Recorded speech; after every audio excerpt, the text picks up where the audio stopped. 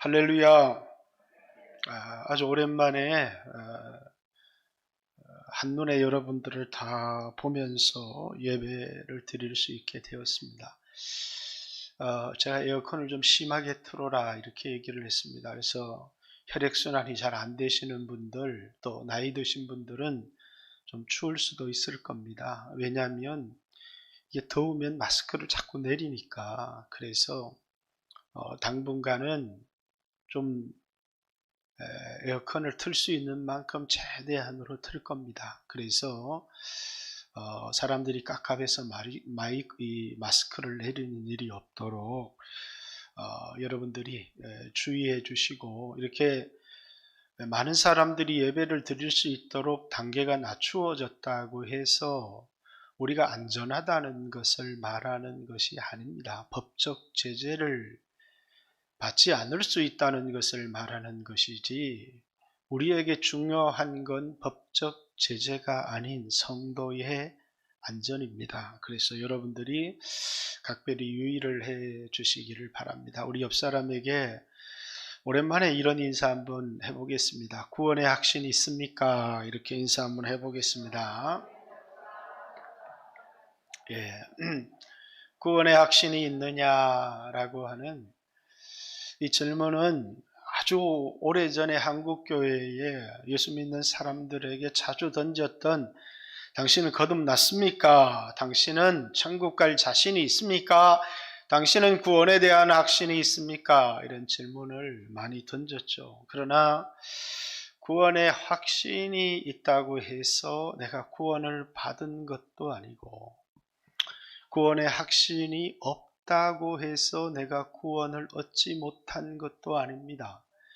구원을 얻었는지 구원을 얻지 못했는지는 내 마음속에 있는 확신이 아니고, 예수님이 내 죄를 위하여 죽으셨다는 사실을 믿는지 아닌지가 중요한 것이지, 이 양의 피가 문의 임방과 설주에 발렸음이 중요한 것이지, 그 집안에 있는 사람이 평안하든지 두려워 떨든지 구원과는 아무런 상관이 없다라는 사실입니다. 그럼에도 불구하고 왜 구원의 확신이 우리에게 너무너무 중요하냐라면, 천국 가고 천국 가지 않고는 우리의 확신에 달린 것은 아닙니다. 이단들이 더 많은 확신들을 가지고 있지만 더 큰 확신을 가지고 있다고 천국을 가는 것은 아니겠죠. 그러나 우리에게는 확신이 필요합니다. 왜냐하면 거기에 확신이 없는 사람은 자신의 인생을 걸 수 없기 때문이죠. 이번 청년들과 말씀을 나누면서 제가 청년 때 했던 고민 하나를 나누었습니다. 하나님이 세상을 이처럼 사랑하사 독생자를 주셨으니 이는 저를 믿는 자마다 멸망치 않고 영원한 생명을 얻게 하려 함이라. 예수 믿는 사람에게 영생 주시겠다, 이렇게. 예수님을 영접하고 예수님 믿는 사람에게 영생을 주시겠다라고 하는 하나님의 약속입니다. 그런데 이 약속을 믿느냐? 여러분, 영생이라고 하는 것은 세상이 그 어떤 것과도 바꿀 수가 없는 것인데, 예수 믿는 사람에게 영원한 생명을 주시겠다, 이렇게 하나님이 약속을 했습니다. 근데 많은 사람들이 예수님을 믿고 예수님을 따라가고 예수님께 자기 인생을 걸기보다는 이제 이 약속이 내게 이루어지기를 원하는 마음이 있지만 거기 자기 인생을 온전히 걸지는 못합니다. 왜? 그 말씀을 온전히 확신하고 거기에 자신의 인생을 걸 만큼 그 말씀에 대한, 그 약속에 대한 확신을 갖지 못했기 때문일 겁니다. 제가 신학교를 가려고 할 때 자꾸 이제 내가 이 세상에 좀 가난하고 힘들게 산다고 해도 뭐 크게 억울할 게 없다. 뭐 세상 짧은 인생 뭐 그렇게 대단하겠느냐라는 생각도 하면서, 그러면서 이 가는 길이 아무리 힘들고 어렵다고 할지라도 주님을 위해서 사는 삶이 얼마나 귀하고 값지냐, 이런 기도 가운데 이런 마음들이 너무 많이 들었습니다. 그래서 주님 위해서 살고 싶습니다. 주님, 저는 절대적 빈 곳만 없다면 주님 위해서 살고 싶습니다. 근데 그럼에도 불구하고 하나님이 나와 함께 하시는지, 주의 종으로 하나님이 나를 부르신 것이 확실한 것인지, 나의 가는 이 길에 주님이 함께 해 주실 것이 분명한 것인지에 대한 확신이 필요했습니다. 그래서 하나님 앞에 좀 꿈에서 나타나서 좀 불러주시든지, 또 아니면 이렇게 마음속에 이 세상의 부자가 되는 것의 헛됨보다 복음을 위하여 사는 것에 대한 그 값짐을 깨닫게 하는 것을 넘어서서 주님이 제 이름을 불러주시면서 내가 너와 함께 하겠다, 이렇게 하나님이 이제 직접 말씀을 해주시면 얼마나 마음이 든든하고 담대하겠습니까? 근데 하나님은 꿈에서 나타나지도 않으셨고, 또 제 이름을 불러서 이렇게 너 주의 종이 되라 라고 하는 이제 확실한 그런 말씀을 이제 해주시지 않으셨습니다.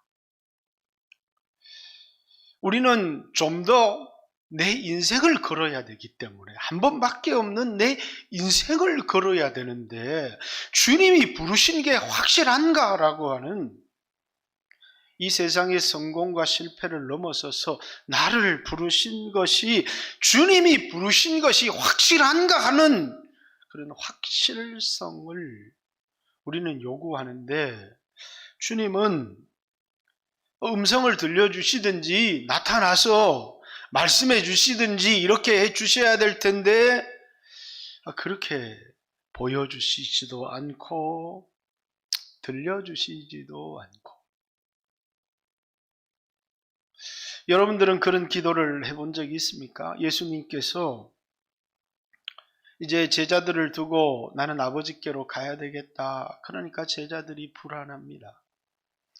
빌립이 예수님께 기도합니다. 예수님, 아버지를 보여주세요. 자, 아버지를 보여주시면 우리가 예수님이 없어도 좀 확신을 갖고 평안할 수 있겠는데, 아버지를 좀 보여주세요. 이렇게 아버지를 보여달라, 좀 확실하게 우리 눈으로 볼 수 있게 좀 해달라고 이렇게 기도하는데, 예수님께서 빌립아, 내가 너와 이렇게 오랫동안 함께 있는데 어떻게 아버지를 보이라고 하느냐, 나를 본 자는 아버지를 보았거늘, 이렇게 얘기를 합니다. 다시 말해서 예수님과 아버지는 동일하다는 얘기를 하는 말이 아닙니다. 아버지가 따로 있고 아들이 따로 있는데 어떻게 예수님을 본 것이 아버지를 본 것이라고, 하나님은 아무도 본 사람이 없으되 이제 아버지께서 내 안에 계시고 내가 아버지 안에 있음을 믿으라. 만약에 그것을 믿지 못하겠거든, 자, 내가 행하는 그 일로 인하여 나를 믿으라, 이렇게 예수님 말씀하시죠. 그렇듯이 이제 여러분과 제가 우리 인생을 하나님께 걸고 말씀에 순종하는 일에는 확신이 필요합니다. 기도하다가 어떤 감동이 들기는 했는데 이게 하나님이 나에게 주신 분명한 말씀인지에 대한 확신이 없어서,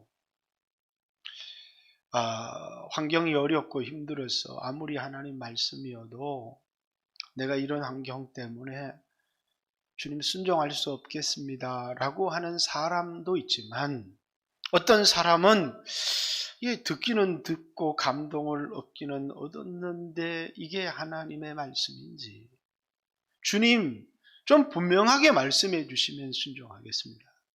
이렇게 하나님이 내게 나타나셔서 확실하게 말씀해 주시면 순종을 하겠는데, 마음에 든 감동이 또 내 이 생각에 떠오른 이 성경의 구절이 나에게 하신 하나님의 말씀인지에 대한 확실한 그런 확신이 없기 때문에 그냥 어정쩡하게 넘어가 버린 사람들이 너무 많다는 겁니다. 자, 오늘 이 구절을 자세히 좀 살펴보았으면 좋겠습니다. 4장 12절, 제가 형제 사랑에 대한 3개월에 걸친 말씀을 좀 나누기를 원한다. 어느 때나 하나님을 본 사람이 없으되 만일 우리가 서로 사랑하면 하나님이 우리 안에 거하시고 그의 사랑이 우리 안에 온전히 이루어지느니라. 하나님을 본 사람이 없으되, 이 말을 왜 했느냐? 보이지 않는 하나님을 사랑하는 것은 눈에 보이는 형제를 사랑하는 것이다. 이런 말처럼 들려요. 그래서 20절의 말씀을 보십시오. 누구든지 하나님을 사랑하노라 하고 그 형제를 미워하면 이는 거짓말하는 자니 보는 바 그 형제를 사랑하지 아니하는 자는 보지 못하는 바 하나님을 사랑할 수 없느니라.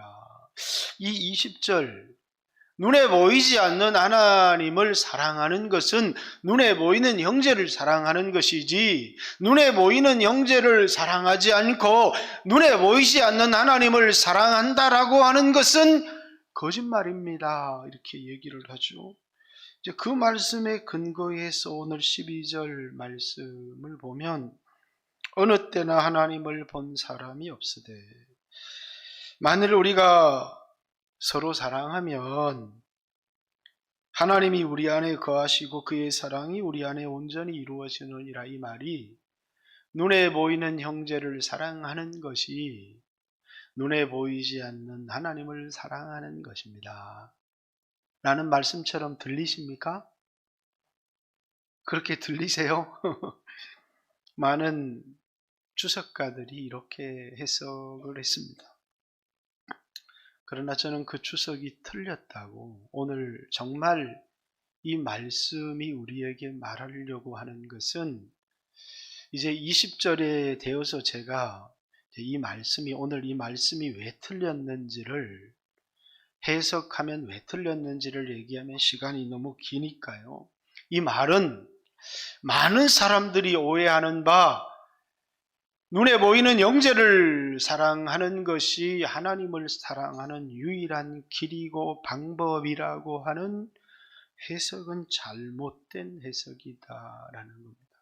그럼 이 말씀이 뭘 의미하느냐? 어느 때에 하나님을 본 사람이 없으되 라는 것은 제가 앞에 설명했던 것처럼 어떤 사람이든지 하나님을 보기를 원하고 하나님의 음성을 듣기를 원하고 더 분명한 확신, 하나님이 나와 함께 계시다고 하는 확신, 내가 구원을 얻었다라고 하는 확신, 그 확신을 누구든지 갖기를 원한다라고 하는 거. 여러분 신앙생활을 하면서 그렇죠, 하나님이 나와 함께 계시다고 하는 확신만 있다면 돈이 없어도 담대하게 살아갈 수 있습니다. 그래서 히브리서 13장 5절에는 돈을 사랑하지 말라, 돈을 사랑하지 말라고 하면서 이제 하나님이 주시는 약속이 뭐냐면 하나님이 이제 너와 함께 하신다라고 하는, 하나님이 너와 함께 할 것이다, 결단코 너를 버리지 아니할 것이다 라고 하는 여호수아에게 주셨던 약속, 모세에게 주셨던 약속, 다윗에게 주셨던 약속을 우리 사람들에게 언급하는 것은 돈을 의지하는 것이 아니라 하나님이 함께 하시고 우리와 함께 계시다라고 하는 확신만 있다면 오늘 여러분과 저도 돈이 없어도 또 세상 사람들이 의지하는 그 무엇이 없어도 담대할 수 있지만 이제 그리스도인들에게 돈도 없고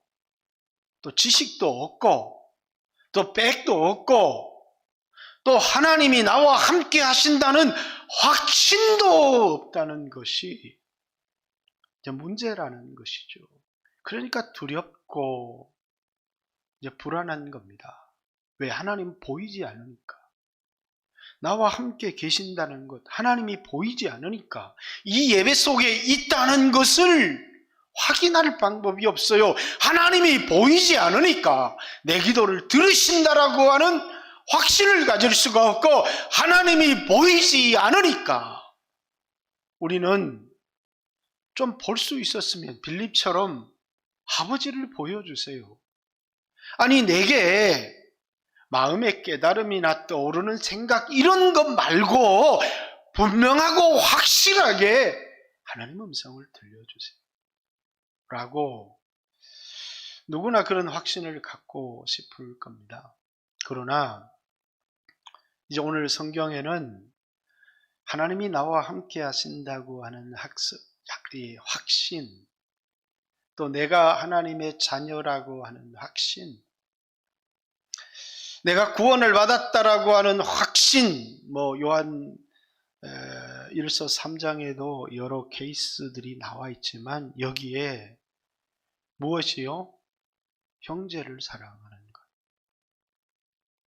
내가 형제를 사랑하면, 우리가 서로 사랑한다면 그것이 내가 하나님께로부터 났다라고 하는 가장 확실한 증거가 된다. 내가 구원을 얻었다는, 하나님이 우리 안에 거하신다고 하는, 내 속에 계시다고 하는 가장 확실한 증거가 우리가 서로 사랑하는 것이라는 거예요. 자, 3장에 보면 가인은 악한 자에게 속하여 이제 아벨을 쳐 죽인 겁니다. 형제를 살인한 것이 하나님께 속했다라고 하는 하나님께 속하지 못하고 사단, 악한 자에게 속하였다고 하는 그 증거가 뭐냐면 형제를 살인한 겁니다. 그 살인이 그가 하나님께 속하지 못하였다고 하는, 사단에게 속하였다고 하는 증거가 된 것처럼 형제를 사랑하는 것이 내가 하나님께 속하였다고 하는 가장 확실한 증거가 된다라는 말씀을 우리에게 하고 있다라는 것입니다. 자, 내가 구원을 얻었지만 난 형제를 사랑하지 않는데요 라고 말하는 사람들이 많이 있을 수 있습니다. 그리스도인들이 많은 어려움을 당하고 고난을 당하고 광야를 만나고 인생의 큰 위기를 만나는 그 이유가 뭔지, 그것이 형제를 사랑하지 못해서이기 때문이라는 사실을 인지하는 사람들은 잘 없습니다. 오늘 교회 안에 형제와의 갈등 때문에 내 기도가 막히고 있다라고, 오늘 내 삶의 위기와 어려움들, 광야를 걸어야 되는 중요한 그 이유가 내가 형제를 사랑하지 못한, 구원을 얻은 하나님의 자녀임에도 불구하고 내가 여전히 육신적인 그리스도인으로 남아있기 때문에 형제를 사랑하지 못하고 나를 핍박하는 자들을 향하여 욕을 하고 싸우고 대항하고 하는 것. 아니, 세상에 예수 믿지 않는 사람도 형제를 사랑하는 사람들이 많이 있죠. 왜? 그 사람들은 자기를 사랑하는 사람을 사랑할 줄 압니다. 누구도요? 예수 믿지 않는 사람도. 세상도 로마서 5장 이제 22절, 23절, 24절에 보면 세상도 자기를 사랑하는 자를 사랑하느니라 이렇게. 그건 믿지 않은 사람도 할 수 있어요. 여러분들이 누구를 사랑한다 라고 얘기할 때 그 사람이 자기에게 호의적이고 자기를 따르는 사람은 세상 사람도 그렇게 할 수 있느니라 라고 얘기를 합니다. 그러나 자기를 미워하는 자, 자기를 박해하는 자들을 위하여 이제 기도하고 원수를 사랑하는 것. 그건 누가 할 수 있는 거예요? 그건 거듭난 사람, 하나님께 속한 사람만 할 수 있다는 거예요. 그런데 예수 믿은 사람이 세상 사람들하고 똑같아요. 자기를 사랑하는 사람은 사랑하되 이제 자기를 미워하고 박해하는 사람을 향해서는 미워하고 욕을 하고, 그러면 우리가 세상과 다른 것이 무엇이 있느냐? 아무것도 없다는 거예요. 그것이 우리가 광야 길을 걸어야 되는 이유고, 우리가 고난을 받아야 되는 이유고, 하나님이 나를 축복할 수 없는 이유고, 내가 징계를 받는 이유라는 사실을 생각해 본 적이 있습니까? 형제를 사랑하지 않는다는 것이 구원을 얻지 못했다는 것을 말하는 것은 아니지만, 형제를 사랑하지 못한다는 것 자체가 나를 육신적인 그리스도인이라는 사실을 증명해 주고 있다는 사실이에요. 그런데 내가 오늘날 이렇게 내 모습을 보니까 별로 가치 없고 사랑스럽지 않는 사람을 아주 내가 사랑하고 있습니다.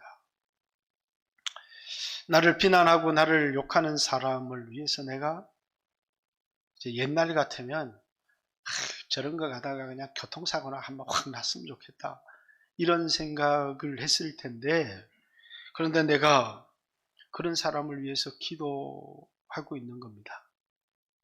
그리고 보니까 그 사람이 그리스도인이라는 이유 때문에 나에 대하여 좋지 않는 말과 좋지 않은 감정을 갖고 있음에도 불구하고 내가 그를 돕고 있는 것입니다. 그게 뭐라는 거예요? 내가 하나님께 속하였다는 증거고, 내가 구원을 얻었다는 증거고, 하나님이 우리 속에 내 안에 계시다라고 하는 증거다라는 거예요. 하나님은 사랑이시기 때문에. 그래서 너희가 서로 사랑한다는 것은 제자 증명서고 출생 증명서고 소속 증명서다, 이렇게 얘기를 했습니다. 여기 왜 어느 때든지 하나님을 본 사람이 없으되 수없는 사람들이 신비주의적으로 하나님을 경험하기를 원하는, 그러나 하나님은 자기를 이 세상에 우리에게 보여주시지, 우리가 원하는 방식대로 보여주시지 않으셨어요. 그래서 요한복음 1장 18절 본래 하나님을 본 사람이 없으되, 하나님 본 사람이 없어요. 구약에 아브라함에게 나타난 적이 있지만 천사로 현현하신 것이고, 그리고 이제 이 요한복음 또 요한일서를 기록한 목적도 뭐냐면 하나님을 본 사람, 하나님이 우리에게 잠시 육체로 거하였지만 그러나 그분은 아버지께로 돌아가셨어요.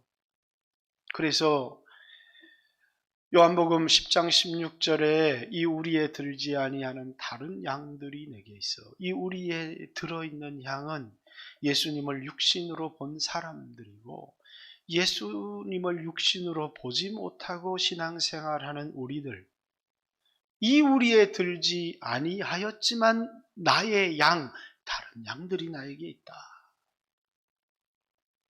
요한복음 17장 20절에 내가 이 사람들만을 위하여 기도하는 것이 아니라 이 사람들을 인하여 나를 믿게 될 그 사람들을 위하여 기도합니다. 이 사람들, 예수님 육체로 거하심을 보고 따르는 사람들이지만, 그러나 이 사람들을 인하여 나를 믿게 될 사람들은 예수님을 육신으로 본 적이 없어요. 그래서 오늘 이 요한일서의 편지를 받고 있는 사람들은 예수님을 육신으로 본 적이 없는 사람들. 보여주세요. 우리 가운데 계신 것을 볼 수 있으면 좋겠지만 하나님이 우리 안에 계시다라고 하는 그런 증거가 뭐냐면 우리가 서로 사랑하는 것이다라는 거예요. 우리가 서로 사랑하는 것을 보면 내 안에 예수님이 계시다는 것이고, 우리가 서로 사랑한다는 것은 우리 교회 속에 보이지 않지만 주님이 이곳에 계셔서 우리의 예배를 받으시고 우리의 기도를 들으신다는 거예요. 여러분, 주님이 누구의 기도를 들으십니까? 서로 사랑하는 사람의 기도를 주님은 들으십니다. 그리고 그의 기도 속에는 주님이 나의 기도를 들으신다는 것에 대한 확신이 있다는 거예요.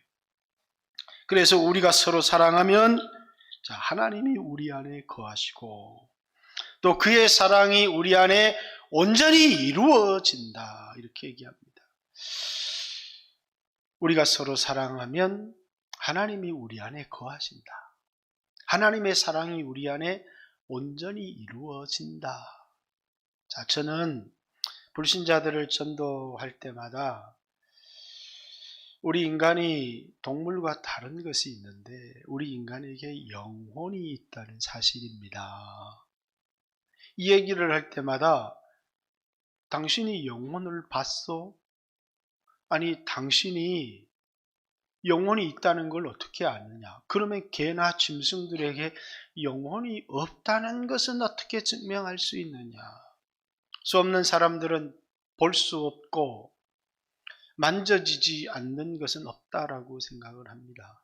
여러분, 어떤 의사가 영혼이라고 하는 장기를 찾기 위해서 심장은 찾을 수 있지만 마음이라고 하는 장기를 찾기 위해서 아무리 이 인간을 해부해도 영혼이라고 하는 장기, 마음이라고 하는 장기는 찾을 수 없습니다. 그러나 찾을 수 없다고 없는 것이냐는 거예요. 보이지 않는다고 영혼이 없느냐? 보이지 않는다고 마음이 없느냐? 여러분 안에 마음이 있다는 사실을 알아요. 영혼이 있다는 사실을 압니다. 왜냐하면 아파봤기 때문이에요. 마음이 아파본 적이 있죠? 마음이 아픈 사람은 자기 육체를 학대합니다. 이유가 뭔 줄 아세요? 그래야 자신의 이 마음의 고통을 좀 견디어낼 수 있기 때문에. 마음이 아픈 사람이 막 술을 마십니다. 왜? 그래야 이 마음의 아픔을 좀 잊을 수 있기 때문이죠. 마음이 아파본 사람이 없는 사람은 아무도 없습니다. 마음이라고 하는 장기는 찾을 수 없지만 마음은 우리 안에 분명히 존재하죠. 그렇듯이 하나님이라고 하는 실체를 우리는 볼 수 없고, 그래서 어느 때든지 하나님을 볼 수 없습니다. 우리 예배를 들으시는 하나님을 볼 수 있다면 얼마나 여러분 태도가 달라지겠습니까?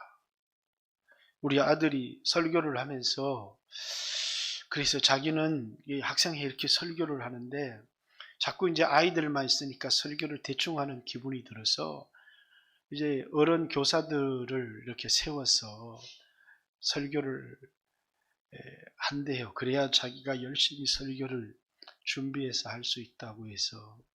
그래서 제가 아들에게 그랬습니다. 아빠는 항상 예수님이 아빠의 설교를 듣는다고 생각하고 설교를 한다. 사람들이 은혜를 받는 것도 중요하지만 오늘 이 설교의 맨 앞자리에 예수님이 내 설교를 들으신다고. 그래서 나는 정확한 설교를 하려고 한다. 예수님의 말씀을 전하려고 한다. 사람에게 너를 인정하는 사람이 있다고 해서 열심히 설교를 준비하는 것도 중요하지만 항상 예수님은 보이지 않지만 예수님이 네 설교를 들으신다는 사실을 기억하고 말씀을 전해라. 그렇습니다. 오늘 여러분과 제가 우리 예배, 우리의 기도 하나님 보이지 않습니다. 그러니까 자꾸 가짜 신앙은 사람에게 보이려고 헌금을 드리기도 하고 사람에게 보이려고 의를 행하기도 하고, 그러나 참된 신앙은 은밀한 중에 보시는, 하나님 보이지 않지만 은밀한 중에 보시는 그 하나님께 기도를 드리는 것이고, 구제를 오른손이 하는 일을 왼손이 모르게 하는 이유도 은밀한 중에 보시는 하나님께 보이려고 하는 것이라는 거예요. 여러분 눈에 하나님 보이지 않습니다. 하나님이 하시는 직접적인 음성, 어떤 특별한 일이, 이런 일이 전혀 일어날 수 없다는 이야기를 하는 것은 아닙니다. 그러나 대부분의 사람들에게 특별한 이상은 없습니다. 그럼에도 불구하고 하나님은 우리 가운데 계시고 우리의 기도를 들으십니다. 그리고 우리가 어떨 때 그것을 확인할 수 있느냐, 내 안에 하나님이 계시다는 사실을, 내가 하나님의 자녀라는 사실을, 하나님이 내 기도를 들으신다는 사실을 내가 어떻게 확인할 수 있느냐? 사랑스럽지 않는 사람을 사랑하게 될 때, 나를 비난하는 사람을 위하여 기도하게 될 때,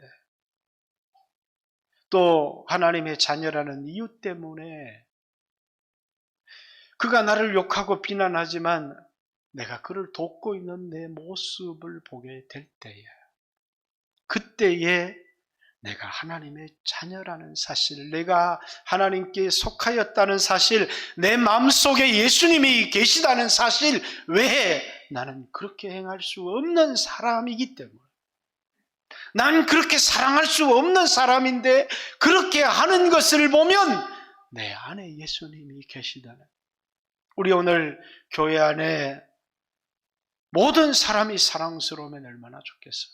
사랑스럽지 못한 사람도 있습니다. 상처를 주는 사람도 있습니다. 그러나 그를 위하여 기도하고 사랑한다면 그것 때문에 우리 속에 보이지 않는 예수님이 계시다라고 하는 것을 확신할 수 있다는 거예요. 여러분, 주님이 여러분 안에 계신 것을 믿습니까? 또 주님이 우리 속에 계신 것을 믿습니까? 또 오늘 여러분 징계를 받고 수없는 고난을 받는 이유가 형제를 사랑하지 못하기 때문이라는 사실을 아십니까? 오늘 우리 자신을 좀 돌아보는 기회가 되었으면 좋겠고, 예수님, 이제 내가 육신적인 삶을 버리고 예수님이 내 안에 오셔서 그래서 나를 주장해 주시고 교회를 사랑하고 형제를 사랑하는 삶을 살아갈 수 있도록 하나님 축복해 주십시오. 자, 이 말씀의 의미가 보이는 형제를 사랑하는 것이 하나님을 사랑하는 것이다라는 것이 아니고, 하나님은 보이지 않지만 형제를 사랑하는 것을 통해서 하나님이 우리 안에 계시다는 것을 확인할 수 있다는 것을 말하는 구절이라는 사실입니다. 하나님은 보이지 않지만 또 내 이름이 생명책에 기록되었는지도 알지 못하지만 형제를 사랑하는 그 삶을 통해서 내 이름이 생명책에 기록되어졌다는 사실도, 하나님이 나와 함께 계시다는 사실도 확신할 수 있다. 오늘 여러분과 제가 형제를 사랑하지 못하면 그것 때문에 내가 하나님의 자녀가 아니라는 것을 증명하는 것이 아니라 하나님의 자녀이지만 육신적인 그리스도인이요, 그것 때문에 오늘 내 삶에 수없는 징계들이 있다는 사실을 말해주고 있다는 사실입니다. 오늘 우리가 회개하고 고치고 돌아가야 될 것이 형제 사랑이라는 것, 형제 사랑이 이만큼 중요하다는 사실을 우리에게 말하는 것입니다. 오늘도 같이 한번 주여 하신 후에 이 말씀을 붙들고 주여 오늘 나에게 형제를 사랑하는 마음, 특별히 예수 믿은 형제, 예수님 핏값 주고 산 형제를 사랑할 수 있도록, 그래서 지난주에도 이 형제 사랑에 대하여 관심을 가져주세요.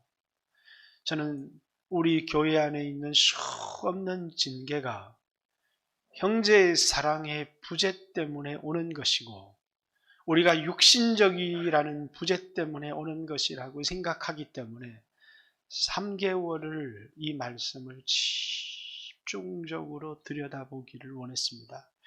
오늘 같이 한번 회개했으면 좋겠습니다. 주여, 내 안에 육신적인 분노와 상처만을 가지고 살았던 것을 용서해 주시고 예수님 내 안에 계셔서 내 삶을 이끌어 주시고 인도해 주세요. 같이 한번 주여 하신 후에 하나님 앞에 2, 3분 기도합니다. 기도드리겠습니다. 주여